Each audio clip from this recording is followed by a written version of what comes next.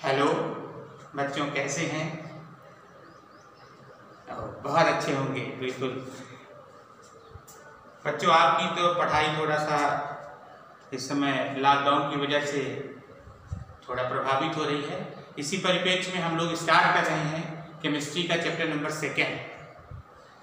Second में आपको बस ये प्रयास करना है बच्चों कि हम लोग यहाँ पे जो अध्ययन करेंगे, जो पढ़ेंगे, उसको आप अपनी कॉपी में भी प्रॉपर नोट करते हैं।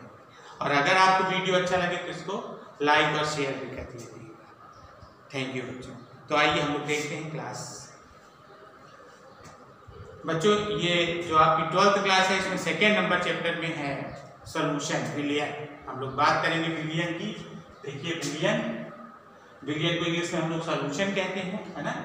तो बच्चों, before study of solution it is important to know what is mixture, मिश्रण।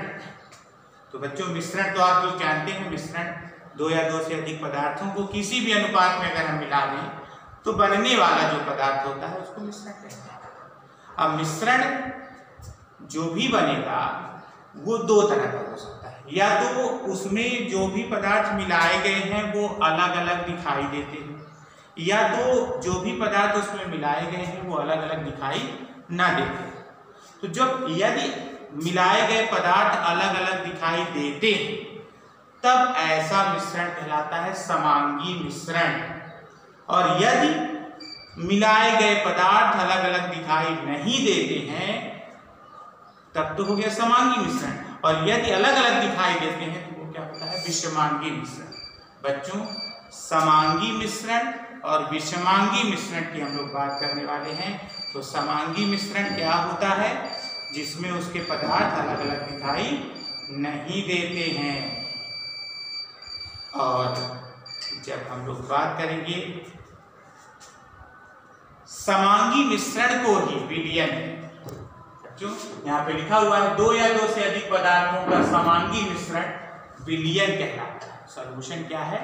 जब दो पदार्थ, जैसे हमने चीनी और शक्कर को मिला दिया, चीनी और पानी को मिला दिया है, बच्चों, चीनी और पानी को मिला दिया तो बन गया शरबत। तो शरबत एक समांगी मिश्रण है। क्यों?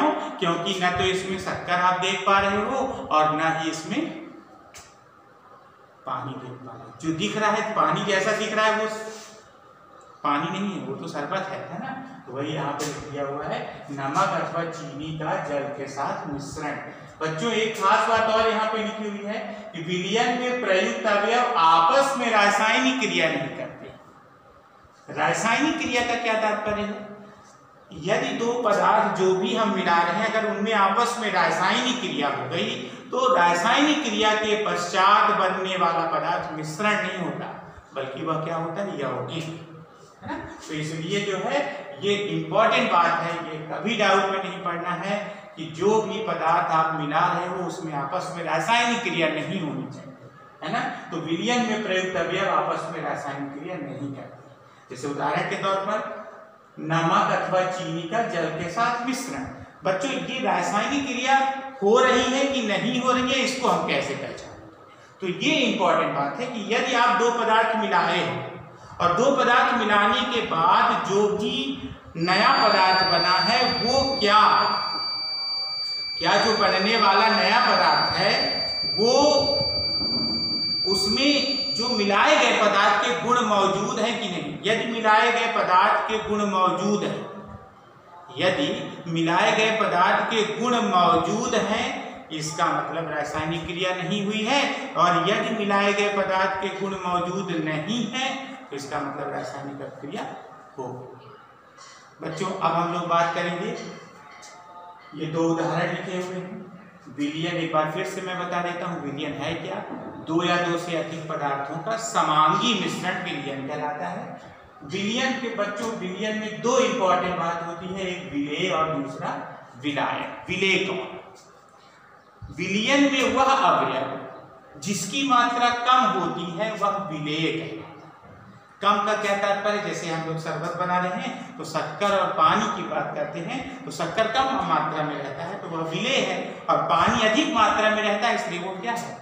विलायक। तो विलयन में यहीं पे लिखा हुआ है, विलयन में वह अवयव जो कम मात्रा में उपस्थित होता है उसे विलेय, और जो अवयव अधिक मात्रा में उपस्थित होता है उसको विलायक कहते हैं। देखिए उदाहरण के तौर पर स्पष्ट किया गया है कि शरबत, शरबत का मतलब वही चीनी का घोल, और जो है उसमें चीनी और पानी रहता है, चीनी की मात्रा कम होने की वजह से ये देखो यहाँ पर ये कम मात्रा में मौजूद है इसलिए ये विलेय हो गया, और ये पानी अधिक मात्रा में मौजूद है इसलिए क्या हो गया, विलायक। और ये शरबत हम लोग जो लिखा है इसमें लिखते हैं।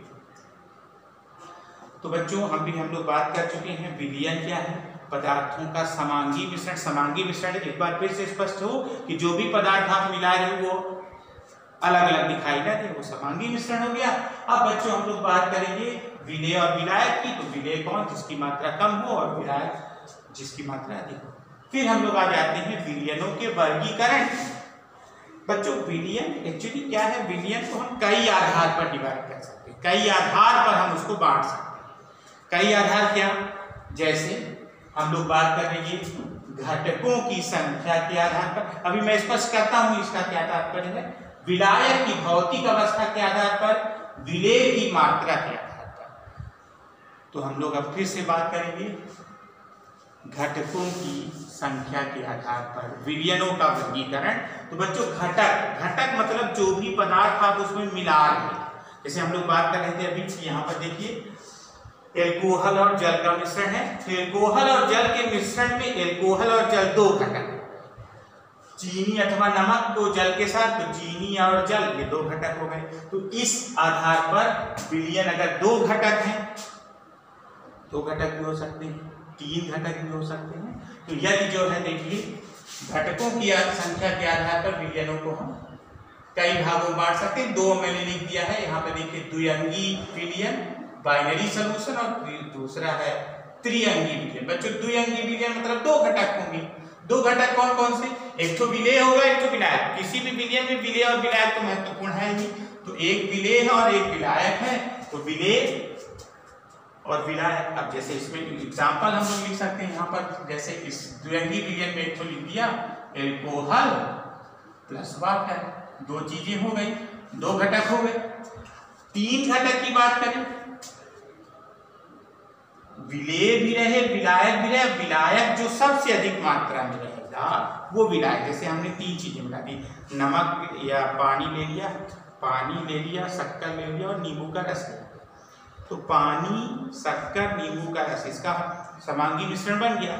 तो जो उसमें सबसे अधिक मात्रा में पानी है तो यह विलायक होगा, और नींबू का रस और शक्कर ये दोनों पानी की तुलना में कम मात्रा में है, इसलिए क्या होगा, तो किस तरह का विलयन होंगे, त्रिअंगी विलयन। त्रिअंगी में ये बताना चाह रहा था कि विलायक जो एक विलायक रहेगा, विलायक हमेशा एक ही रहेगा, विलेय की संख्या बढ़ सकती है।